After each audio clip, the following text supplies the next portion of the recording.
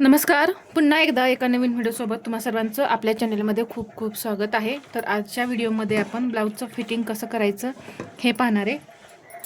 तर इथे मी पूर्ण ब्लाऊज स्टिचिंग करून घेतलेला आहे, ब्लाऊजच्या बाह्या वगैरे जोडून घेतलेला आहे. तर इथे मला एक टिप्स सांगायची आहे. पुढचा भाग जेव्हा तुम्ही स्टिच करता त्यावेळेस हा भाग जो आहे तो कमी जास्त होऊ नये यासाठी कोणत्या टिप्स वापरायच्या हे मी नीलम फॅशन क्रिएशन या चॅनलवरती दाखवलेलं आहे. म्हणजे पुढचा भाग मी स्टिच करून दाखवला आहे, तिथं तुम्ही पाहू शकता. त्यामुळे हे भाग जे आहेत ते आपले कमी जास्त होत नाहीत. पहा या इथे अशा पद्धतीने. आणि मगच आपण बाही जोडायची. हे जर भाग कमी जास्त असतील तर एखादा भाग कमी जास्त असेल तर तो कटिंग करून घ्या आणि स्टिच करा. बाही सुद्धा त्याचप्रमाणे चेक करून घ्यायची. असे हे एकमेकावरती ठेवून चेक करायचं. कमी जास्त असेल तर ते सुद्धा कट करून घ्यायचं आहे. बाही जोडून झालेली आहे. आता इथे मी पहा जोडल्यानंतर सुद्धा हे चेक करणार आहे की हे आपले जोड जे आहे ते असे समोरासमोर येत आहेत का, म्हणजे असे एकमेकावरती आले पाहिजेत. तर इथे पहा हे परफेक्ट असे जोड समोरासमोर येत आहेत. तर आता आपण इथे हे टीप टाकून घेऊया.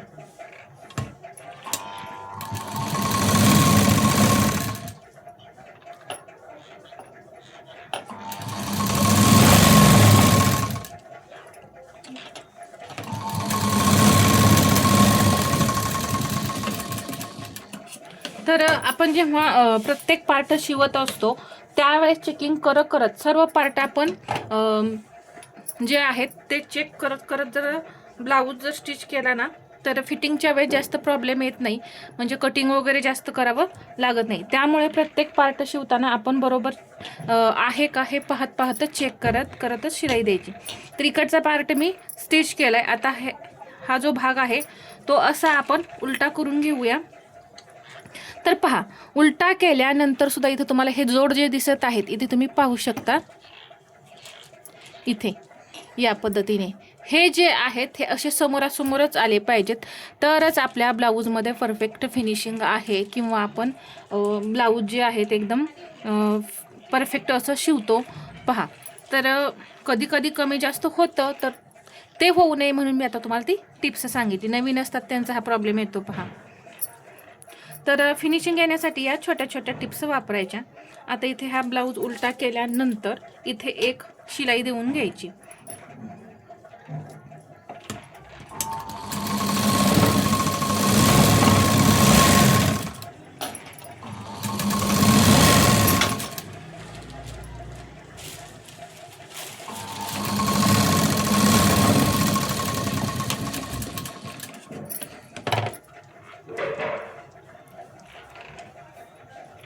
तर आता मी तुम्हाला सांगते या ब्लाऊजचा काय प्रॉब्लेम आहे. एक दंड छोटा आणि एक दंड मोठा असा आहे. तर इथे मी आधी माप बघते आणि मग तुम्हाला सांगते कोणता दंड छोटा आणि कोणता दंड मोठा आहे ते. तर या इथे डावा दंड जो आहे तो आहे 6.5 इंच आणि उजवा दंड घेर जो आहे तो आहे 6 आणि डावा आहे 6.5. तर त्याप्रमाणेच आपण मार्किंग करणार आहे. तर हा दंड जो आहे तो डावा येतोय. तर इथे मी 6.5 इंचावरती मार्किंग करून घेणार आहे. तर या पद्धतीने सुद्धा असू शकतं. पहा एक हात छोटा एक हात मोठा असू शकतो. त्यामुळे जेव्हा आपण ब्लाऊजचं मेजरमेंट घेतो त्यावेळेस आपल्याला दोन्ही दंडा घेरा मोजायचे आहेत. पहा इथे मी हा बरोबर 6.5 इंच घेत आहे. पहा इथे आला हा 6.5 इंच आणि दुसरा दंड घेर जो आहे तो 6 इंच आहे. तर बाही अगदी अशी व्यवस्थित इथं करून घेतली आणि दंड घेर इथे 6 इंच. पहा बरोबर 6 इंचावरती मी मार्किंग करून घेतलं. आता इथे चेस्टचं मेजरमेंट घ्यायचंय 9. इथे आलं 9.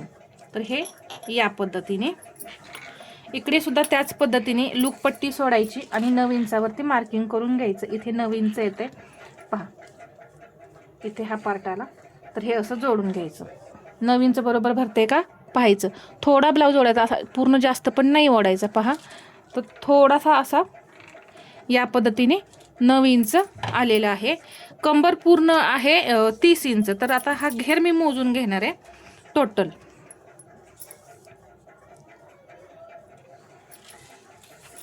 हा किती येतोय पाहूया आधी. कंबर 30 इंच आहे पहा, मेजरमेंट इथं 30 येते आणि आपल्या मापाची ब्लाऊजची किती आहे कंबर 30 आणि हे भरलंय किती 36. म्हणजे किती शिल्लक राहिलेला आपला आहे 6 राहिलेलं आहे. तर त्याचा आपल्याला चौथा भाग करायचा आहे. म्हणजे किती येणार 1.5 इंच. इकडे 1.5 इंच आणि इकडे 1.5 इंच, टोटल किती झाले 3 इंच आणि तिकडे 3 इंच, असं टोटल 6 इंच होऊन जातं. आता इथे पहा हे 1.5 इंच इथं आलं आणि इकडे सुद्धा हे 1.5 इंच. आता हे जोडून घ्यायचं. पहा एकसारखी सरळ लाईन आली. इथं तुमच्या समोरच मी दाखवलेलं आहे. आता हा दुसरा भाग सुद्धा याच पद्धतीने आपल्याला फिटिंग करायचं आहे. आधी आपण असं मार्किंग करून घेऊया. पहा हा सुद्धा असा सरळ आला. आता थोडा हा दंड आपला इकडे असल्यामुळे थोडं असं वाटणार आहे आपल्याला या साईडला थोडंसं तिरकं गेल्यासारखं, परंतु ही लाईन आपली सरळ आहे, खूप अशी जास्तही नाही. आणि जेव्हा तुम्ही असं कराल पहा त्यावेळेस तर अजिबातच दिसत नाही की आपली ती लाईन तिरकी वगैरे आलेली आहे असं. तर ते सेमच मेजरमेंट येतं, काही फरक पडत नाही. तर आता आपण हे फिटिंग करून घेऊया. तर इथे मी हा पार्ट पहा अशा पद्धतीने ठेवून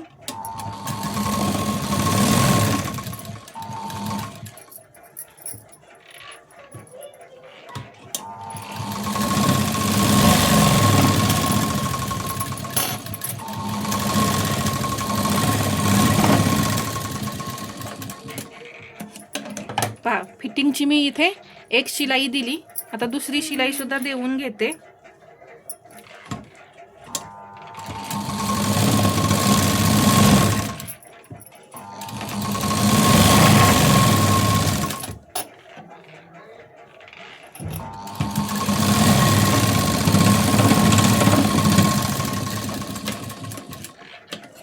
तर दंडघेर सुद्धा कमी जास्त असू शकतात, असं काही नाही की दोन्हीही बरोबरच दंडघेर येतील. कधी कधी पाव इंचाचा सुद्धा फरक पडू शकतो.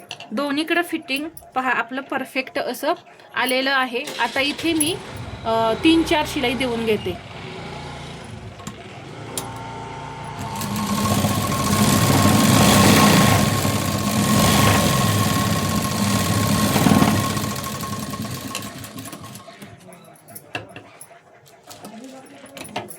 ठीक आहे, इथं दिलेली आहे मी. आता पूर्ण इकडे तिकडे दोन्हीकडे शिलाई देते, मग तुम्हाला पूर्ण तयार ब्लाऊज दाखवते. तर इथे पहा पूर्ण ब्लाऊजचं आपल्या फिटिंग झाल्यानंतर हा आपला ब्लाऊजचा लुक आहे. किती फिनिशिंग आलेला आहे तुम्ही पाहू शकता या ब्लाऊजला. आता तुम्हाला इथे मी बाहीचे जोड दाखवते. पहा अगदी समोरासमोर आलेले आहेत. इथे सुद्धा पहा हे समोरासमोर आलेले आहेत. इथे तुम्हाला दिसतच असेल. या पद्धतीने तुम्हाला सुद्धा फिटिंग करायचं आहे.